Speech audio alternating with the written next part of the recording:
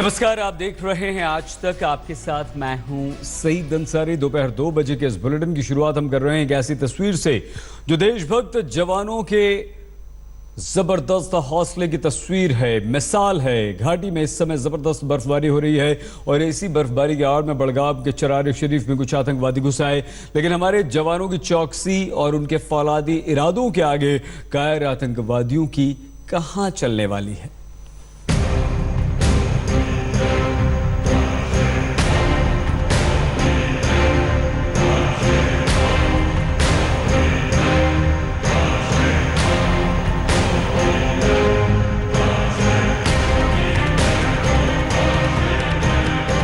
सेना के जवानों की जाबाजी का सबूत देखना हो तो ये तस्वीरें देखिए। भारी बर्फबारी के बीच देश के प्रहरियों का हौसला देखना हो तो ये तस्वीरें देखिए। पत्थरबाजों से लड़ते हुए आतंकियों से मुकाबला करने की हिम्मत देखनी हो तो ये तस्वीरें देखिए। भारी गोलाबारी और जमाने वाली सर्दी के बीच देश प्रेम की आग देखनी हो तो ये तस्वीरें देखिए। ये किसी फिल्म की शूटिंग नहीं है, ये बडगाम जिले का चरार शरीफ है, जहां सेना को 3 आतंकियों के छिपे होने की खबर मिली थी।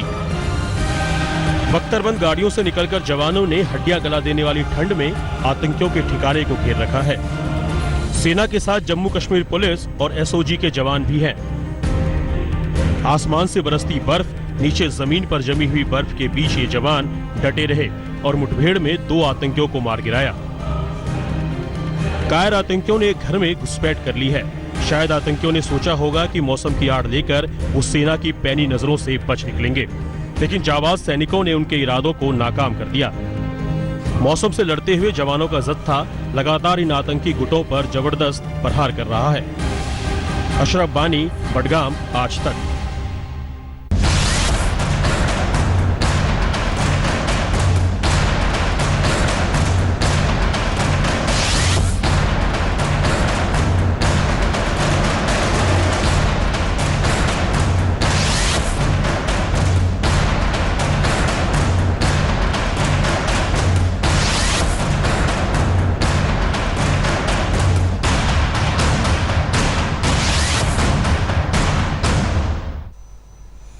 ये मुठभेड़ अभी भी चल रही है। भारी बर्फबारी के बीच सेना के जवान एक आतंकवादी को खोज रहे हैं। फिलहाल रुख अगली खबर का। समाजवादी पार्टी के अध्यक्ष पूर्व उत्तर प्रदेश के मुख्यमंत्री अखिलेश यादव से पहले सरकार के साथी निशाने शिवसेना ने भी प्रधानमंत्री नरेंद्र मोदी पर हमला बोला। हम अखिलेश को बताएंगे। अखिलेश भी आज जमकर बरसे हैं मोदी और योगी पर। तो मुखपत्र सामना में शिवसेना प्रमुख ने कहा कि ऐसा लगता है कि विपक्षी एकता से प्रधानमंत्री डर गए हैं। ये दोनों तस्वीरें एक ही दिन की है, एक ही वक्त की है। पहली तस्वीर कोलकाता में विपक्ष की रैली की है, जहां ममता ने 22 दलों को एक मंच पर लाकर हुंकार भरी। तो दूसरी तस्वीर सुदूर पश्चिमी राज्य गुजरात के हजीरा की है, जहां प्रधानमंत्री नरेंद्र मोदी होविटजर तोप में दिखे। एक ही दिन की 2 तस्वीरों पर सियासत भी गर्मा गई है। सरकार में शामिल शिवसेना ने तंज कसा। कोलकाता रैली से पीएम की तोप कांप गई। शिवसेना प्रमुख उद्धव ठाकरे ने पार्टी के मुखपत्र सामना में प्रधानमंत्री पर एक के बाद एक कई हमले किए। सामना में लिखा, विपक्षी एकता देख प्रधानमंत्री मोदी डर गए, वो विपक्ष का अपमान कर रहे हैं। जबकि कोलकाता में मंच पर दिखे कई नेता पहले उनके साथ रह चुके हैं। कोलकाता रैली वाले दिन ही प्रधानमंत्री ने विपक्ष पर हमला बोला था। उन्होंने विपक्ष की एकता को जन विरोधी तक ठहरा दिया था। ये लड़ाई सकारात्मक सोच और नकारात्मक रवैये के बीच की है। ये लड़ाई विकास और भ्रष्टाचार के बीच की है। ये लड़ाई जनता और महागठबंधन के बीच की है। दल बचाने का जुगाड़ कर रहे हैं और मैं आपके बीच आकर के देश को आगे बढ़ाने के लिए जी जान से लगा हुआ हूं। प्रधानमंत्री के हमले पर राहुल गांधी ने भी पलटवार किया। राहुल ने ट्वीट कर लिखा, अब सिर्फ 100 दिन में मोदी सरकार से लोगों को मुक्ति मिलेगी। महामहिम, मदद के लिए गुहार। लाखों बेरोजगार युवाओं, संकटग्रस्त किसानों, वंचित दलितों और आदिवासियों, सताए गए अल्पसंख्यकों, बर्बाद हो गए छोटे व्यापारियों की है। वे आपके अत्याचार और अक्षमता से मुक्त होने की गुहार लगा रहे हैं। वे 100 दिनों में मुक्त हो जाएंगे। इसी साल सबसे बड़ा चुनावी महाभारत है। जाहिर है जैसे जैसे सियासी पारा चढ़ेगा, जुबानी जंग और भी तेज होगी। मुंबई से साहिल जोशी के साथ आज तक ब्यूरो। कोलकाता में ममता की मेगा रैली हुई थी और उसके बाद अखिलेश यादव लखनऊ में दिखाई दिए, जहां एक बार फिर से प्रधानमंत्री नरेंद्र मोदी और बीजेपी पर उन्होंने हमलों की छड़ी लगा दी। इस समय में आप देखेंगे कि हम लोगों पे कितनी चॉइस है, लेकिन एक बात तो सच है और जनता स्वीकार कर रही है और स्वीकार करेगी। जब परिणाम आएगा तब आप देखेंगे उस बात को कि देश नया प्रधानमंत्री का इंतजार कर रहा है। कि भारतीय जनता पार्टी के 40 से ज्यादा गठबंधन हैं, 40 से ज्यादा दल उन्होंने जोड़े हैं साथ। आप तो अभी 20-22 ही जोड़ पाए हो, 5-6 जोड़ोगे कि नहीं जोड़ोगे? और फिर जहां तक नेता का सवाल है, यह सवाल पूछा जाएगा। हमारा पुराना इतिहास भारत का बताता है कि नेतृत्व जनता अपने आप तय कर लेती है। उन्हें कुछ दिखाई नहीं दे रहा, आंखों के सामने अंधेरा दिखाई दे रहा है उन्हें, इसलिए क्योंकि 4.5 साल उत्तर प्रदेश की सरकार ने कोई काम नहीं किया। तो काम पे तो भाषण होंगे नहीं। अगर काम किया होता तो शायद काम पे भाषण होते। इसीलिए काम न बता करके दूसरी तरफ ले जाने का काम कर रहे हैं। इसलिए मैंने कहा और फिर कहता हूं, अभी तो चुनाव करीब है, आने वाला है, अभी तो भाषा और बदलेगी, कुछ लोगों की भाषा और गिर जाएगी नीचे।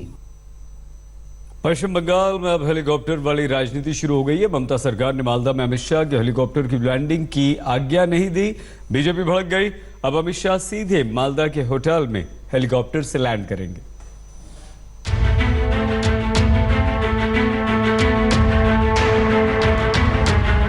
बीजेपी और टीएमसी में अब नया टकराव शुरू हो गया है। नया टकराव हेलीकॉप्टर की लैंडिंग को लेकर। ममता सरकार ने बीजेपी अध्यक्ष अमित शाह के हेलीकॉप्टर की मालदा में लैंडिंग की इजाजत नहीं दी।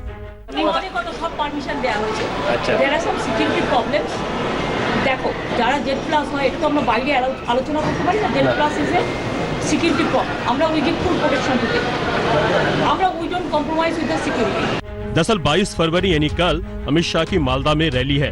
प्रशासन ने हेलीकॉप्टर लैंडिंग की इजाजत नहीं देने की कई वजह बताई हैं, लेकिन बीजेपी इसे बहाना बता रही है। कारण ये दिया गया कि वहां पर हेलीपैड के पास में कंस्ट्रक्शन हो रहा है, तो बहुत कुछ कंस्ट्रक्शन का सामान है। ये सफेद झूठ है। कई चैनल के लोग वहां पर गए और उन्हें साफ दिखाया है कि ये हेलीपैड बिल्कुल ठीक ठाक है। यही है ममता जी की तानाशाही।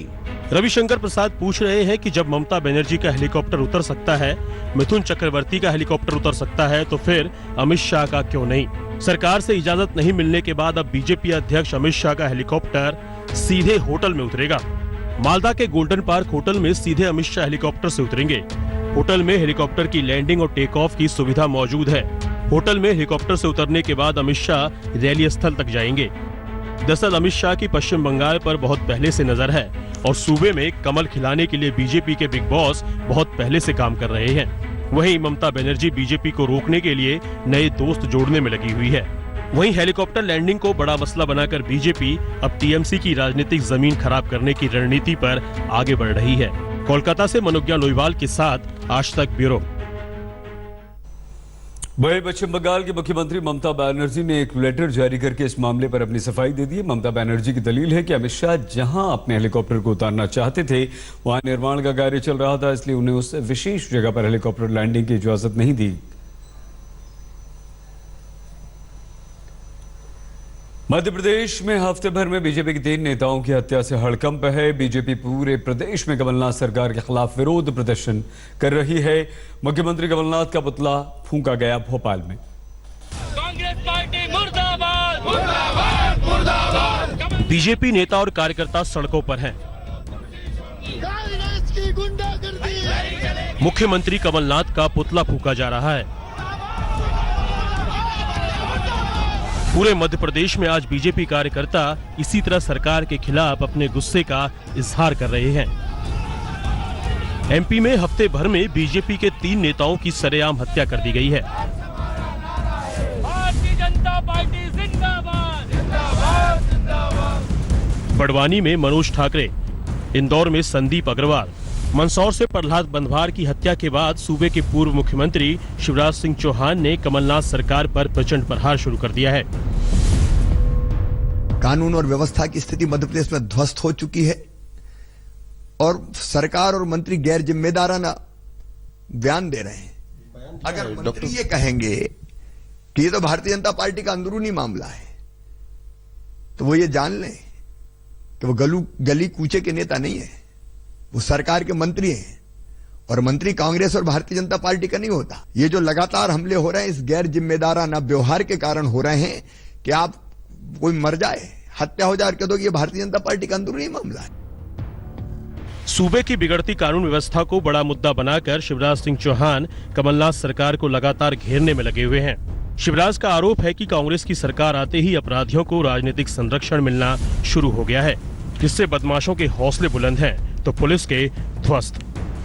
इनमें चेतावनी भी दे रहा हूं कि अगर इस तरह की घटनाएं नहीं रुकी तो आज भी भारतीय जनता पार्टी ने प्रदर्शन किए हैं। कल मैं स्वयं बड़वानी जा रहा हूं और कल तक अपराधी नहीं पकड़े गए तो संघर्ष का शंख हम वहां फूकेंगे। ये हम हाथ पे हाथ रख के नहीं बैठ सकते। सियासी आरोप प्रत्यारोप के बीच एमपी की सत्ता से बेदखल बीजेपी लगातार कांग्रेस सरकार को घेरने में लगी है। एक खास बात यह है कि मध्य प्रदेश सरकार ने कहा है कि ये पिछले 15 साल से जिस तरह से अपराधियों को संरक्षण भारतीय जनता पार्टी ने दिया था, उसी वजह से उसी का आज ये नतीजा है कि आज भारतीय जनता पार्टी के 2 नेताओं की हत्या हुई। और इसमें खास बात एक ये भी है कि मंदसौर वाले हत्या में भारतीय जनता पार्टी के ही एक कथित कार्यकर्ता को पुलिस ने गिरफ्तार किया है। एमपी कांग्रेस के नेताओं की दलील है कि सूबे में पिछले 15 साल से बीजेपी की सरकार रही है। ये सब शिवराज सरकार की गलत नीतियों का नतीजा है। तो दूसरी ओर शिवराज सिंह चौहान को लगता है कि भले ही विधानसभा चुनाव में कांटे की टक्कर में वो सरकार बचाने से चूक गए, लेकिन 2019 को लोकसभा चुनाव में अपनी ताकत का एहसास कांग्रेस को करा देंगे। इसीलिए कभी वंदे मातरम को मुद्दा बनाकर तो कभी कानून व्यवस्था को मुद्दा बनाकर लगातार कमलनाथ सरकार पर तीर दाग रहे हैं। भोपाल से रवीश पाल सिंह के साथ हेमेंद्र शर्मा, आज तक। लेटेस्ट खबरों के लिए यूं ही देखते रहिए आज तक और इस वीडियो के पसंद आने पर लाइक, शेयर एंड सब्सक्राइब करना ना भूलें।